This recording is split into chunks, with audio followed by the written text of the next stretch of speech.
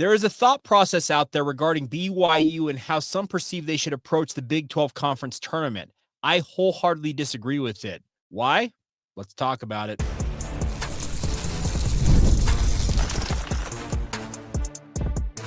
You are Locked On Cougars, your daily podcast on the BYU Cougars, part of the Locked On Podcast Network, your team every day.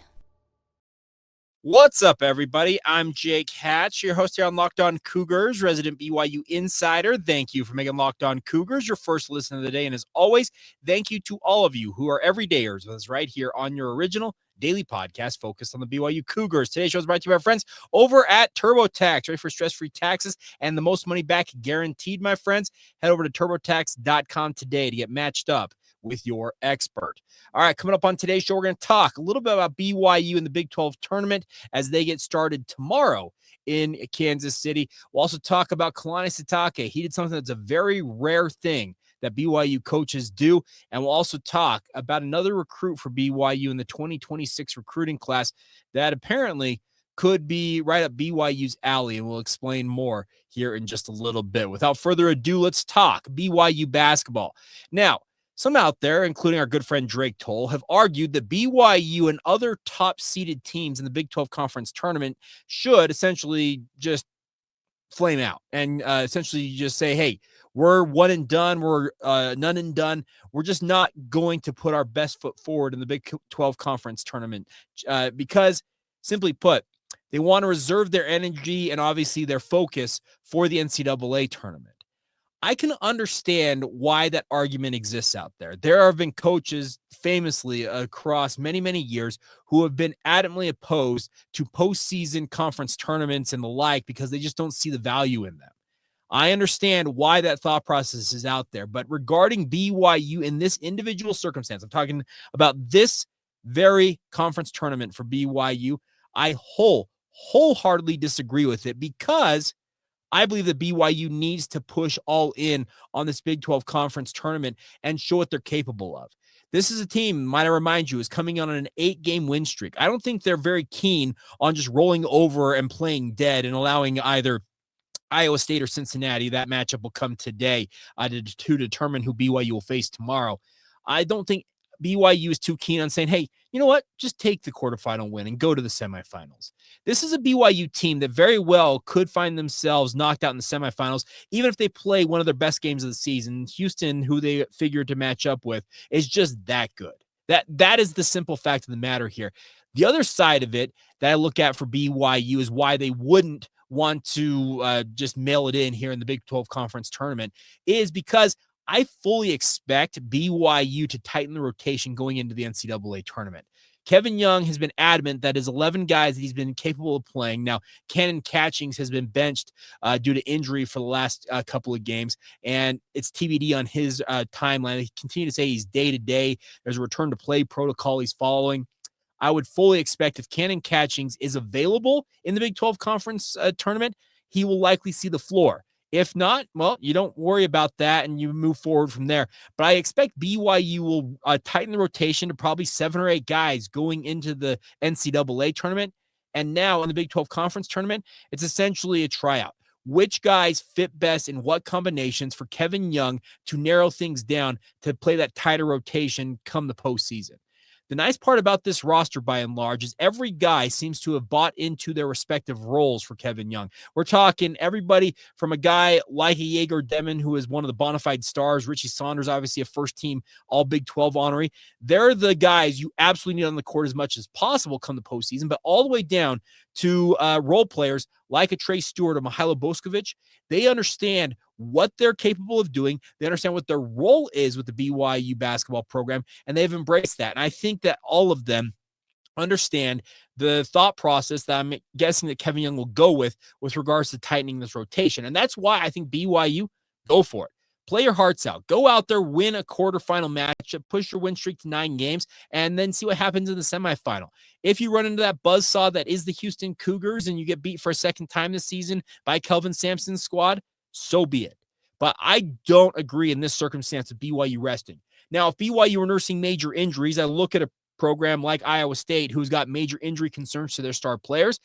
that is the circumstance I would feel like maybe mailing it in might be worth it in that individual circumstance to get extra recovery time and avoid wear and tear on guys' legs that aren't ready for that wear and tear going into the postseason. That's the circumstance that I think BYU is not in. And that's why I think the Cougars, push your chips in and see what you can do in Kansas City. Heck, if you were able to run yourself to the Big 12 title game and heaven forbid win the darn thing, how high in the seed line do you move? Currently a 5, according to Joe Lunardi. I've seen some others that project him as a 6 or a 7, but if you were to win it all and beat the likes of a Houston, let's say you beat a Texas Tech or an Arizona in that championship game, along with a potential rematch against the likes of Iowa State, all three of those programs that you would face in theory are all nationally ranked, all power programs, and would absolutely make you work for it. And that would, I think, would impress the selection committee by saying, hey, BYU's now on an 11-game win streak if they pull it off here. They will be one of those dark horse Final Four type teams just simply due to the fact that they were on such a tear. But that's kind of putting the cart before the horse here, because I simply focus on the here and now, and that is you find out who you play. Speaking of the matchup between Cincinnati and Iowa State, you play that game to the best of your ability, and heck, you may even lose that game because Iowa State, as we have mentioned, they've got some payback on their mind, but I can understand that Iowa State may say, hey, BYU, you take this one. We're going to sit this one out essentially. And they're not going to come out and just hand the ball to BYU. That's just not going to happen. But I don't think in their heart of hearts, Iowa State would be too upset with some extra recovery time. Whereas I think this BYU team, they need to use a game or two here in the Big 12 Conference Tournament to get a feel for, okay, now that the postseason is here, what combinations work best? What's most effective against the type of teams we'll be going up against in the NCAA tournament? And a program like an Iowa State or a Houston or down the line a Texas Tech or an Arizona, they're going to show you exactly what you can expect to face when you get into the NCAA tournament. It's ferocious. It's a one and done. It's survive and advance. All those cliches that revolve around the postseason this time of year, they're absolutely valid. They're absolutely true. And that for that reason alone, I think BYU needs to go out there and play well and chase everything they can get in the Big 12 Conference Tournament even if they do win the title. Like I said, they could very easily lose tomorrow despite a valiant effort. They could get absolutely demolished in the semifinal by Houston despite a good effort as well. Go out there, put your best foot forward, and see where everything filters out. But I think this is a BYU team that, in this circumstance, you absolutely push your chips in and go for it. Speaking of Kevin Young and the BYU basketball program. All right, coming up next, we're going to get a little sappy. And now it sounds weird on a podcast. You're like, Jake, where are you going here? We're going to talk about Kalani Sitake and what he means to BYU football. Because I think it was on full display yesterday when he spoke to BYU student body as part of their devotional series. We'll delve into that next right here on Locked On Cougars. This message is brought to you by our friends over at Intuit TurboTax. Now, obviously, it's tax season, and all of us seem to have to sit there and waiting and wondering and worrying if you're going to get any money back. Well, the best part is with our friends over at TurboTax, all you got to do is match with a TurboTax expert who can do your taxes as soon as today. And that expert will give your taxes their undivided attention as they work on your return, all while you get real-time updates on the progress so you can focus on everything else that you have going on in your life.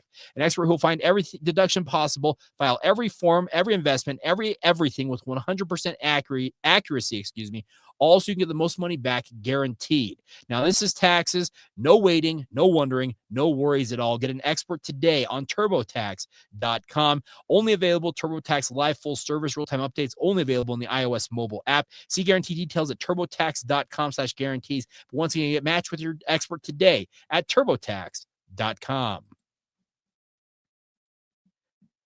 Thank you once again for making Locked On Cougars your first listen of the day. Hope you're having a fantastic Wednesday whenever you hear and or watch this. Some of you on YouTube may notice I'm a little more dressed up. I had a great opportunity last night with former BYU basketball assistant coach Tim Lacombe to address the boys and girls players of the week for our KSL sports team. We've been doing this award for about a year now, and it's a really, really fun event. And I'm coming straight from that to record the podcast. That's why, pardon the collared shirt and the more dignified look than I typically sport here on the podcast, but we'll back to our regular programming, as it were, tomorrow. All right, let's talk about Kalani Sitake. Now, I talk often about Kalani on this podcast by simple virtue of BYU football as a dominant force in BYU sports. It is by far the most popular sport on campus, and that doesn't mean nothing Nothing negative to other sports, including men's basketball. But simply put, when you pack 60,000+ people into Lavelle Edwards Stadium on any given Saturday night, having 18,000 plus at the Marriott Center is great. But when you, was that quadruple that on any given Saturday, yes, you are the most popular sport. You make the most money in the BYU athletic department. And that's why I want to talk about Kalani Sitake, because all of that is great. Everything he accomplishes as BYU football head coach, it's absolutely phenomenal. An 11-2 record last week. He is now the third all-time winningest coach in BYU football history, behind the great Lavelle Edwards and Bronco Mendenhall. A couple of seasons' time, if he continues to win 10+ games a year, he's going to blow right by Bronco. But the thing about this is, Kalani is more than just a football coach. He is an incredible human being. Any of you, and if you have not done so, I don't care if you're active as a member of the Church of Jesus Christ of Latter-day Saints, disaffected, ex-Mormon, whatever you're, even if you're not even a member of the faith and you just happen to be venturing on by to talk about BYU and want my thoughts on BYU sports, you need to go and listen to this devotional talk that Kalani Sitake gave to BYU students. Yes, it's in a forum, it's in a devotional setting where it's supposed to be spiritual. But the thing about this is, Kalani talked about so many different things that affected his life. He revealed for the very first time, I had heard this story before, that when he was in 4th grade, his parents had recently gotten divorced. His dad, Tom, had moved him and his siblings to Utah. He was attending Cascade Elementary in Orem High School, and he had BYU football players in the 1984 season come to Cascade, and Kalani was shy. He was all out of sorts because he wasn't sure who he was, he felt like, in many respects. And he said that the BYU football player motioned for him at recess to come and play with them, and he shook his head. And he said that player came over, spoke directly to him, and gave him a hug. And Kalani said that at that point, everything felt all right. He said, "I love you. God loves you," essentially. And it kind of cut Kalani to the core, to use that expression. He revealed that that's Elder Vi Sikahema. I don't mean to get emotional on this, but those are two men that I've got the utmost respect for. And I'm not going to delve a lot into the details of why I respect them so much, because they've come from private conversations that are not for consumption in this instance. But the one thing I know about Kalani is that he is a great human being. Number two, he is an incredible example of Christ-like love, attributes, all the different things that a disciple of Jesus Christ espouses and desires to be. And he lives that every single day. It also is great that he's a phenomenal football coach. Don't get misconstrued his love and learn for him being soft as a football coach. I know that has been a point of contention with a lot of BYU fans, especially when BYU has struggled as recently as a couple of seasons ago when they went 5-7. Love and learn's great, but when you're losing games, ain't nobody happy. And trust me, the head honcho, the lead guy for BYU football, Kalani, is as competitive, maybe more competitive than almost any human being I know. He wants nothing more than to lead BYU football to glory, much like his former coach and his mentor, Lavelle Edwards, did. Lavelle Edwards is one of the most well-respected and just legendary coaches in college football. He won 257 games. He's got a national title. He's got a slew of Davey O'Brien awards. He's got a Heisman Trophy, Outland trophies, Doak Walkers. Just name the award, essentially. BYU has it in the trophy case, and essentially all of them came during the Lavelle Edwards era. Kalani wants to accomplish that and hopefully more as BYU football's head coach. That door is now open to him as a member of the Big 12 Conference to be able to play for a national championship via the college football playoff. That door was closed for many, many decades after Lavelle Edwards and the Cougars broke through and won it in 1984. The doors were closed for 40-ish years to ensure that would never happen again. Well, the doors are back open, and BYU and Kalani Sitake are, to use the expression, a match made in heaven.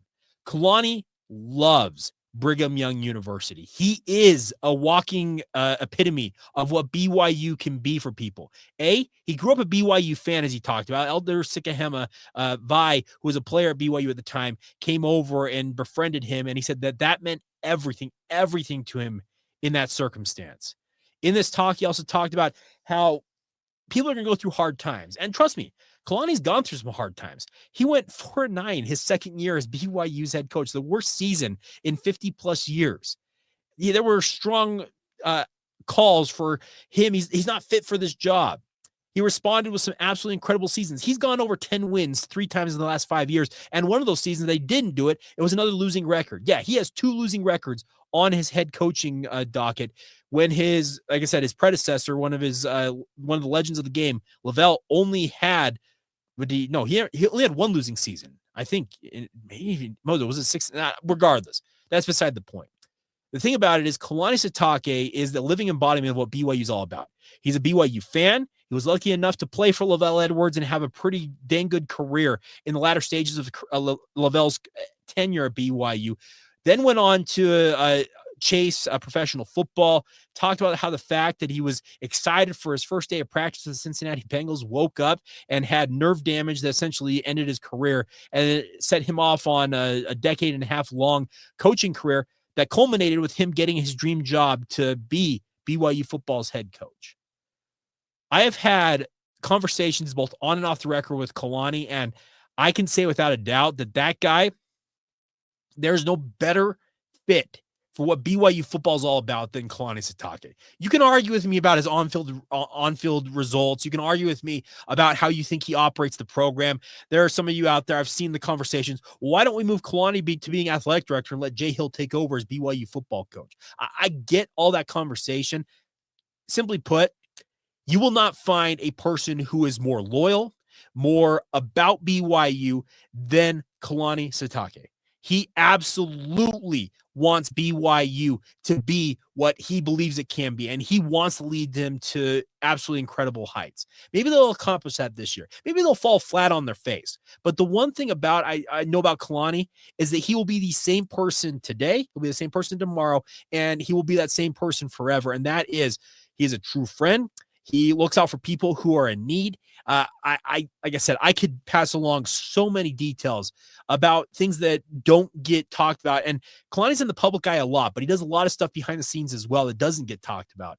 And the thing about it is, he is a perfect leader for what BYU football needs in this day and age. He wants to win at an extremely high level. Do not get that wrong. He is not standing idly by saying, hey, we went 11-2, we made it. He knows that the target is going to go on BYU's back this year. They were the hunter last year. Now they're the hunted.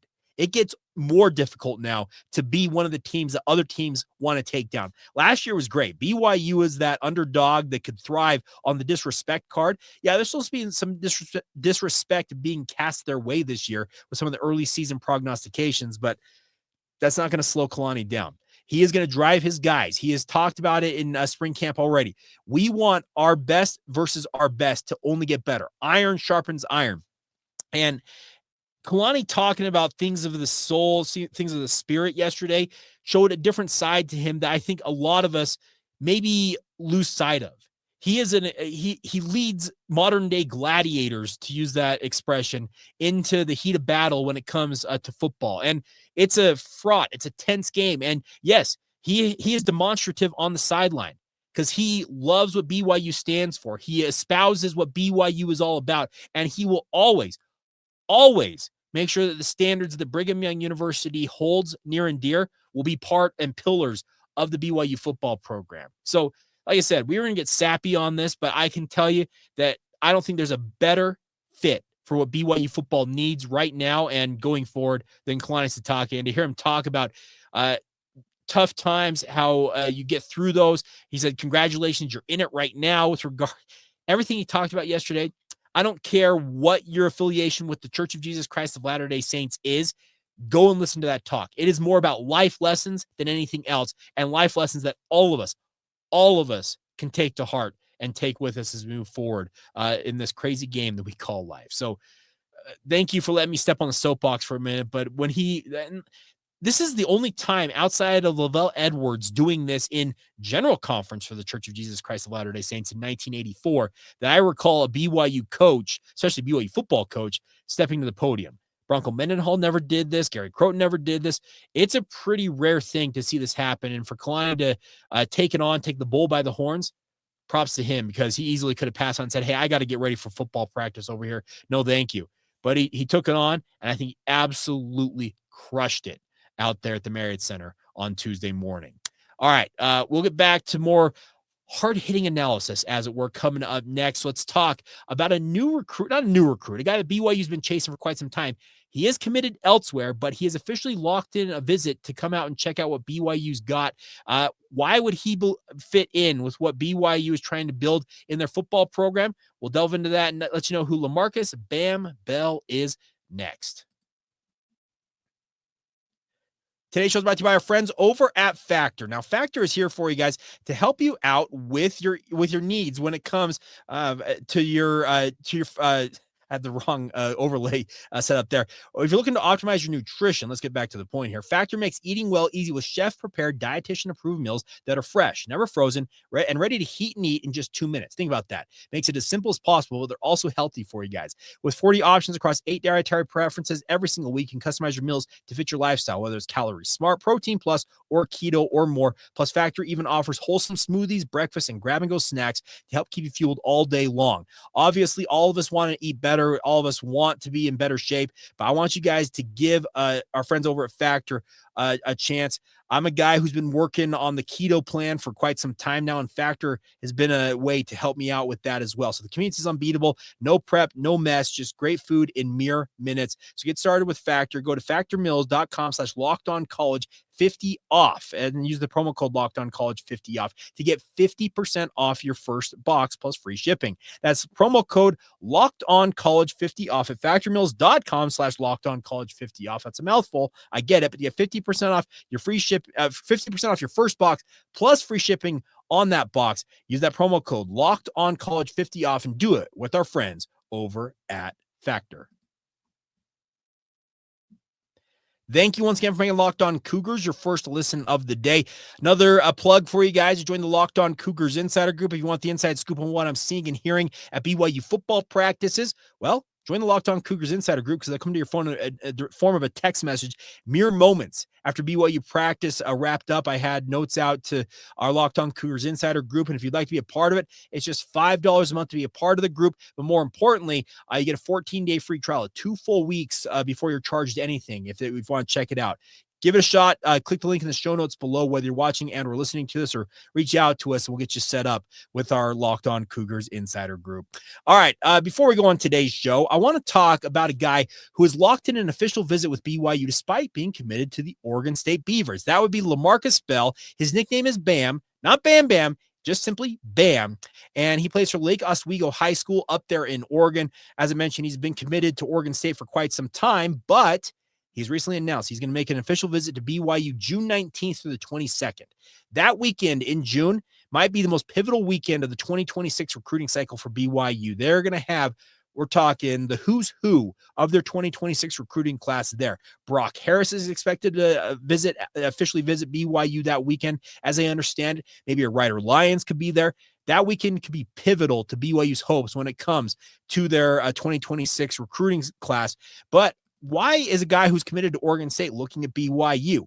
Well, I want to throw this up here, and the nice part is we can throw this up with Huddle and let you guys see a little bit about what I like about Lamarcus Bell as we're talking about him. The thing about it is he ran for, as I mentioned here, you'll see this on the screen, 2,004 rushing yards this past year for his high school. And if you look at his skill set, he is what I like to call the classic BYU prospect at running back. He may not have top-tier speed. He's a 3-star prospect, according to 24/7 Sports.